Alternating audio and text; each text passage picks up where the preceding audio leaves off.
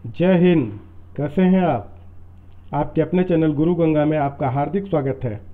आज के वीडियो में हम लोग सर्वनाम और उनके भेद के बारे में सीखेंगे। बहुत सी प्रतियोगी परीक्षाओं में इससे संबंधित प्रश्न पूछे जाते हैं, इसलिए आप इस वीडियो को ध्यान से देखेंगे। इस वीडियो के अंत में आपको प्रैक्टिस सेट भी उपलब्ध कराया जाएगा, जिसमें दिए हुए प्रश्नों का उत्तर आप कमेंट बॉक्स में दे सकते हैं या अपने नोट्स पे दे सकते हैं और बाद में आप मिलान कर सकते हैं कि आपने वो उत्तर कितना सही दिया है। इससे आपको अपनी तैयारी के बारे में जानकारी प्राप्त हो सकेगी। लेकिन हम लोग वीडियो शुरू करें उससे पहले जिन लोगों ने चैनल को सब्सक्राइब नहीं किया है वो चैनल को सब्सक्राइब करके बेल आइकन को प्रेस कर दें, ताकि प्रत्येक वीडियो की नोटिफिकेशन को समय पर मिलती रहे। और जिन्होंने पिछली वीडियोज़ नहीं देखी है वे भी इस वीडियो के डिस्क्रिप्शन बॉक्स में दिए गए लिंक पर क्लिक करके पिछली वीडियोज देख सकते हैं। तो आइए शुरू करें आज की कक्षा। तो आइए सबसे पहले हम लोग सर्वनाम का शाब्दिक अर्थ जान लेते हैं। सर्वनाम का जो शाब्दिक अर्थ है वह है सबके लिए नाम। क्या है? सबके लिए नाम। सर्वनाम का जो प्रयोग होता है लगभग सभी संज्ञा शब्दों के लिए किया जाता है ना? तो इसकी परिभाषा आप देख लें। संज्ञा के स्थान पर प्रयुक्त होने वाले शब्दों को सर्वनाम कहते हैं। यानी जो शब्द संज्ञा शब्दों के स्थान पर प्रयोग किए जाते हैं वे क्या कहलाते हैं? सर्वनाम कहलाते हैं। ठीक है। वाक्यों के अंदर संज्ञा की पुनरुक्ति को दूर करने के लिए ही सर्वनाम का प्रयोग किया जाता है ना? अगर ज़्यादा वाक्य बोलने हैं किसी एक व्यक्ति से संबंधित या किसी भी व्यक्ति के बारे में, तो वहाँ पर बार बार उसका नाम न लेना पड़े, उसकी जगह अन्य शब्द का प्रयोग करके हम उस वाक्य को रोचक बना सकते हैं, प्रभावशाली बना सकते हैं। तो वहाँ पर इस कार्य के लिए हम सर्वनाम का प्रयोग करते हैं। जैसे वह, तुम, मैं, उसका, तुम्हें, तुम्हारे, अपनी, उसकी, हमको, तुमको, आप, हम, इस तरह के जो शब्द होते हैं यह किसी न किसी संज्ञा के स्थान पर प्रयोग किए जाते हैं, ये सर्वनाम कहलाते हैं। क्लियर है? तो आइए चलें आगे। सर्वनाम के भेद। सर्वनाम को हिंदी व्याकरण के अंदर अगर हम बात करें तो सर्वनाम को निम्नलिखित 6 भागों में बांटा गया है। कितने भागों में? 6 भागों में। पहला पुरुषवाचक सर्वनाम, दूसरा निश्चयवाचक सर्वनाम, इसी को हम संकेतवाचक सर्वनाम भी कहते हैं। तीसरा है अनिश्चयवाचक सर्वनाम, चौथा है प्रश्नवाचक सर्वनाम, पांचवा है संबंधवाचक सर्वनाम और छठवां निजवाचक सर्वनाम। ठीक है। तो आप जान गए संज्ञा के 6 भेद होते हैं। 6 का नाम आपको पता लग गया। अब इनके बारे में थोड़ा डिटेल जान लेते हैं। पहला है पुरुषवाचक सर्वनाम। जिस सर्वनाम का प्रयोग वक्ता या लेखक स्वयं अपने लिए अथवा श्रोता या पाठक के लिए अथवा किसी अन्य के लिए करता है वह पुरुषवाचक सर्वनाम कहलाता है। ध्यान से सुनिए। जिस सर्वनाम का प्रयोग वक्ता या लेखक स्वयं के लिए, खुद के लिए, या श्रोता या पाठक के लिए या किसी अन्य के लिए करता है वह पुरुषवाचक सर्वनाम कहलाता है। इसके भी 3 भेद होते हैं। कितने होते हैं पुरुषवाचक सर्वनाम के भेद? 3 भेद होते हैं। यह भी पूछा जाता है तो वह जान लीजिए आप। पहला है अन्य पुरुष, दूसरा है मध्यम पुरुष, तीसरा है उत्तम पुरुष। अन्य पुरुष, मध्यम पुरुष, उत्तम पुरुष। इसे एक उदाहरण से समझ लीजिए। मान लीजिए हम और आप किसी तीसरे व्यक्ति के बारे में बात कर रहे हैं। ठीक ना? हम और आप किसी तीसरे व्यक्ति के बारे में बात कर रहे हैं। ठीक है। तो जो तीसरा व्यक्ति है जिसके बारे में हम बात कर रहे हैं कि वह बड़ा अच्छा लड़का है, वह फला जगह पढ़ता है ना, उससे हमारी अच्छी दोस्ती है, तो यह जो वह है, उसकी है, उससे है ना, यह क्या है? जो तीसरा व्यक्ति है वह अन्य पुरुष में आता है। तो उसके लिए जो सर्वनाम प्रयोग होता है वह, वे, उनका, यह, उसने, उन पर, इस तरह के जो शब्द प्रयोग होते हैं यह व्यक्तिवाचक सर्वनाम के अंतर्गत अन्य पुरुष के अंतर्गत आते हैं। किस में आते हैं? अन्य पुरुष में आते हैं। जो तीसरे व्यक्ति की बात हम कर रहे हैं। लेकिन जब हम आपसे बात कर रहे हैं तो जो आप हैं, जिन्हें हम आप कह लेंगे, आपका, आपकी बात बहुत अच्छी लगती है, तुम बड़े प्रिय मित्र हो, तुम्हारी किताब है, तेरा, तुमने, तुमको, आप, आपका, इस तरह के जो शब्द प्रयोग हो रहे हैं जो सीधे आपके लिए प्रयोग हो रहे हैं, श्रोता के लिए हो रहे हैं, वह जो सर्वनाम है वह भी व्यक्तिवाचक सर्वनाम के अंतर्गत मध्यम पुरुष के अंतर्गत आते हैं। किस में आते हैं? मध्यम पुरुष में आते हैं। और जब हम अपने बारे में बात करेंगे, यह मेरी किताब है, मैं आपसे बात करना चाहता था, है ना, हम साथ साथ यहाँ चलेंगे, मैं, मेरा, हम पर, हमको, मुझे, मैंने, इस तरह के जो शब्द होते हैं जो मैं स्वयं के लिए प्रयोग कर रहा हूँ, है ना, वह क्या है? वह भी व्यक्तिवाचक सर्वनाम है, लेकिन वह उत्तम पुरुष के लिए प्रयोग होता है। तो यह बेसिक अंतर है। बात समझ में आई? जो अन्य किसी तीसरे व्यक्ति के लिए प्रयोग होगा वह अन्य पुरुष व्यक्तिवाचक सर्वनाम, जो आपके लिए होगा, जो सुन रहे हैं, जिनसे हम बात कर रहे हैं, उनके लिए जब हम प्रयोग करेंगे सर्वनाम का, तो वह व्यक्तिवाचक के अंतर्गत मध्यम पुरुष सर्वनाम होगा। और जब हम अपने लिए बात कर रहे होंगे, मैं, मेरा, हम पर, हमको, मुझे, मैंने, इस तरह की शब्दावली का प्रयोग कर रहे होंगे, तब यह उत्तम पुरुष व्यक्तिवाचक सर्वनाम होगा। तो हमें लगता है कि आप इस बात को समझ गए होंगे, है ना। जो पुरुषवाचक सर्वनाम होता है उसमें संबोधन कारक के अतिरिक्त अन्य सभी 7 कारकों का प्रयोग एक वचन तथा बहुवचन में होता है ना। पुरुषवाचक सर्वनाम में संबोधन कारक के अतिरिक्त, है ना, संबोधन कारक को छोड़कर अन्य सभी 7 कारकों का प्रयोग एक वचन तथा बहुवचन में होता है। जैसे मान लीजिए अगर हम उत्तम पुरुष की बात करें, किसकी बात करें? उत्तम पुरुष की बात करें, तो कर्ता मैं, मैंने, हम, हमने, है ना। कर्म के बारे में बात करें, कर्म कारक के लिए, तो मुझे, मुझको, हमें, हमको, एक वचन होगा तो मुझे, मुझको होगा, बहुवचन होगा तो हमें, हमको, ऐसे शब्द प्रयोग होंगे, है ना। करण की बात करें तो मुझसे, मेरे द्वारा, हमसे, हमारे द्वारा, संप्रदान में मुझे, मुझको, हमें, हमको, है ना। अपादान में मुझसे, बहुवचन में होगा तो हमसे, क्योंकि एक वचन में मैं, बहुवचन में हम, है ना, तो उससे ये बदलता चला जाता है। यही चीज मध्यम पुरुष के बारे में अगर हम बात करें, तो जैसे एक व्यक्ति की बात करें, कर्ता में हम कहेंगे तू, तुमने, है ना, तूने, फिर तुम, तुमने, आप, आपने। कर्म की बात करें, तुझे, तुझको, तुम्हें, तुमको, आपको, है ना। करण की बात करें तो तुझसे, तेरे द्वारा, तुझमें, तुमसे, तुम्हारे द्वारा, आपसे, आपके द्वारा, ऐसे शब्द प्रयोग होंगे। अपादान की बात करें, तुझसे, तुमसे, आपसे, ऐसे शब्द प्रयोग होंगे। अधिकरण की बात करें, तुझमें, तुझ पर, तुम में, तुम पर, आप में, आप पर, ऐसे सर्वनाम का प्रयोग होगा। अगर यही चीज हम अन्य पुरुष के बारे में बात करें, तो अन्य पुरुष के अंतर्गत क्या कहेंगे? करता है तो कहेंगे वह या उसने, एक वचन में। बहुवचन की बात होगी तो कहेंगे वे, उन्होंने। कर्म की बात करें तो उसे, उसको, बहुवचन में उन्हें, उनको, है ना। संप्रदान की बात करेंगे, उसे, उसके लिए, बहुवचन में चले जाएं संप्रदान में तो उन्हें, उनके लिए। इस तरीके से आप देखेंगे तो संबोधन कारक के अतिरिक्त अन्य सभी 7 कारकों का प्रयोग एक वचन तथा बहुवचन में होता है। कहाँ? पुरुषवाचक सर्वनाम में।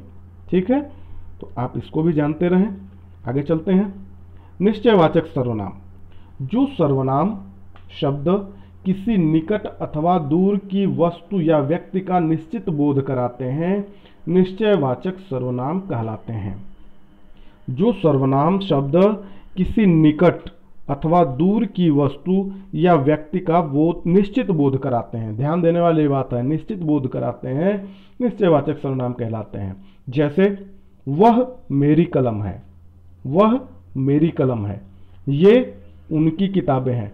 मतलब यह है कि यह तय है कि कौन सी कलम है। वह जो कलम पर्टिकुलर है वह मेरी कलम है।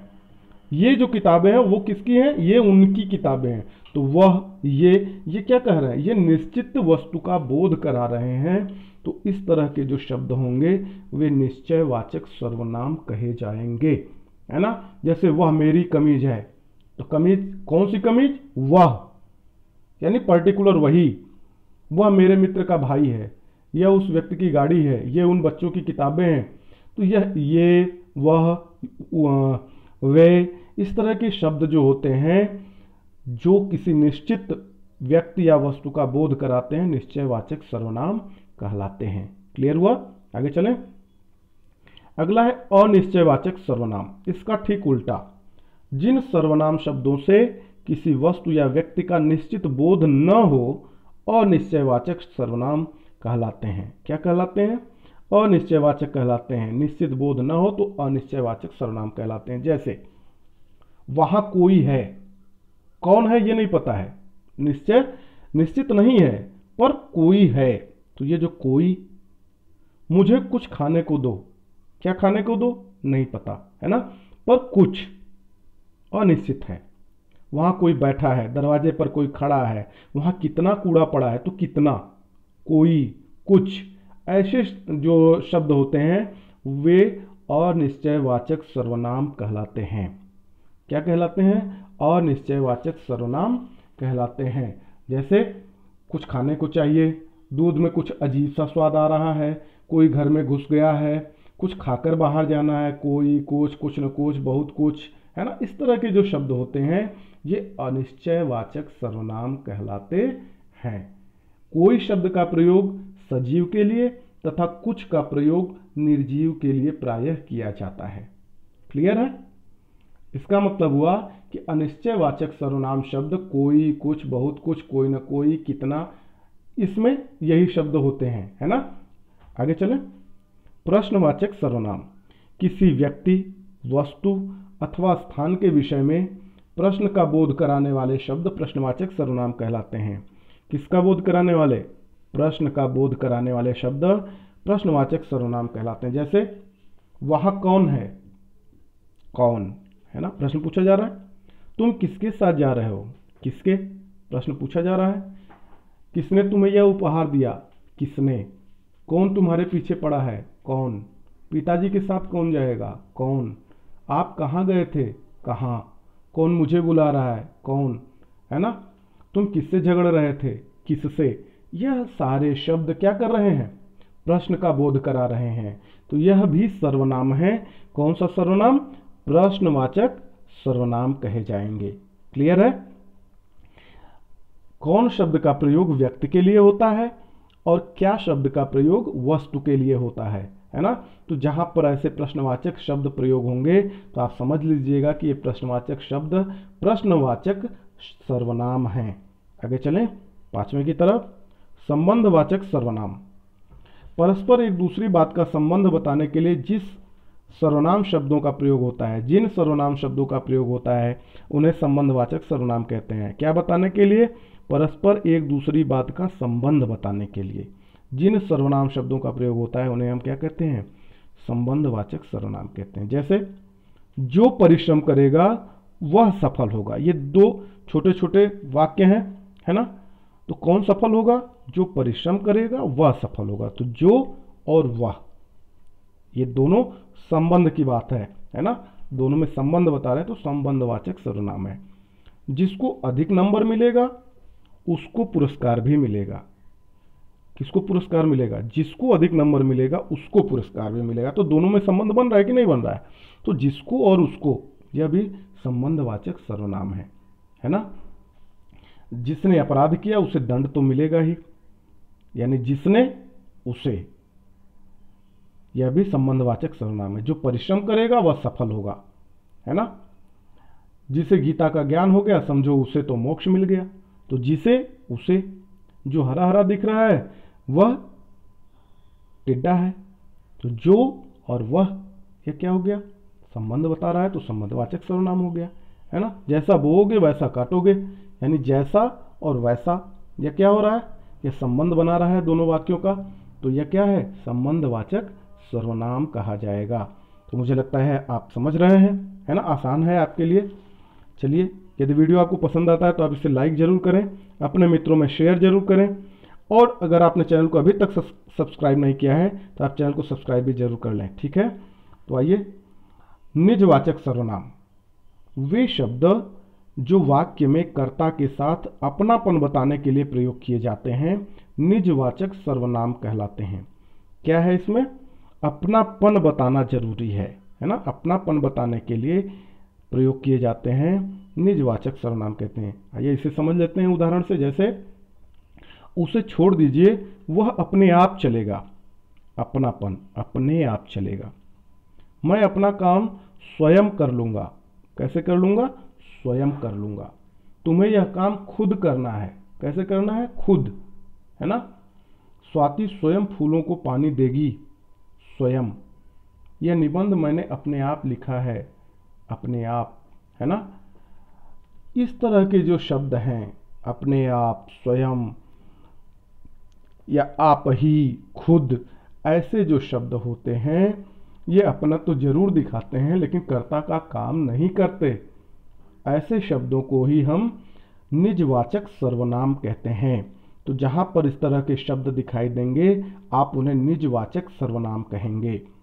तो ये है 6 तरीके के सर्वनाम। कुछ विशेष बात है वह आप जान लें।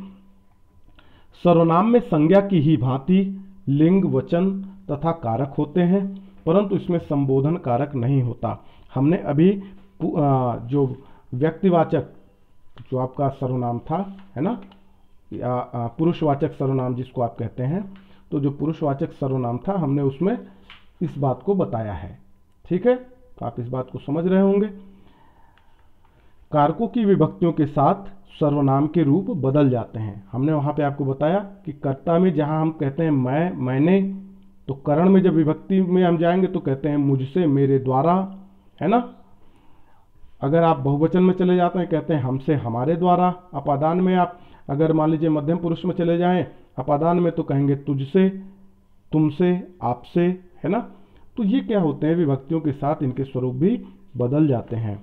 मैं और वह स्त्रीलिंग और पुल्लिंग दोनों के लिए प्रयोग होता है। यह क्रिया पे तय होता है, क्रिया के प्रयोग से तय होता है कि आप किसके लिए प्रयोग करें। जैसे मैं जा रहा हूं, मैं जा रही हूं, तो अब रहा हूं, रही हूं, ये तय करेगा कि स्त्रीलिंग है कि पुल्लिंग है। मैं तो दोनों में है। वही चीज वह जा रहा है, वह जा रही है, तो रहा है, रही है, ये तय करेंगे कि वह स्त्रीलिंग में है कि पुल्लिंग में है। तो यह स्त्रीलिंग और पुल्लिंग दोनों के सर्वनाम के रूप में प्रयोग होता है यह शब्द। ठीक है। वह तथा वे का प्रयोग पुरुषवाचक तथा निश्चयवाचक दोनों सर्वनामों में किया जाता है। किसमें किया जाता है? पुरुषवाचक तथा निश्चयवाचक दोनों सर्वनामों में किया जाता है। वह किताब मेरी है, तो वह निश्चय का बोध करा रहा है ना, वह, या वे मेरी कलम है, अब वे मेरी पुस्तकें हैं, तो वे निश्चय का बोध करा रही है। लेकिन आप पुरुषवाचक या जिसको आप, हाँ, पुरुषवाचक में भी आप इसका प्रयोग कर लेते हैं, वह तथा वे का, आपने पढ़ा है ऐसा, है ना।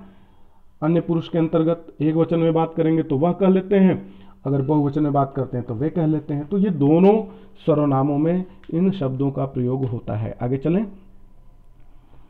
आप, वे, ये, हम, ये कुछ ऐसे शब्द हैं जो बहुवचन के रूप हैं, लेकिन आदर प्रकट करने के लिए इनका प्रयोग एक व्यक्ति के लिए भी होता है ना। जैसे हम ये कह दें कि तुम कहाँ जा रहे हो, तो हम ये भी कह सकते हैं आप कहाँ जा रहे हैं, किसी एक व्यक्ति के लिए भी, है ना। तो इस तरह से, या कई बार ऐसा होता है कि मैं अपने लिए कहूँ कि मैं खाना खा रहा हूँ, फिर ये भी हम कह सकते हैं कि हम खाना खा रहे हैं।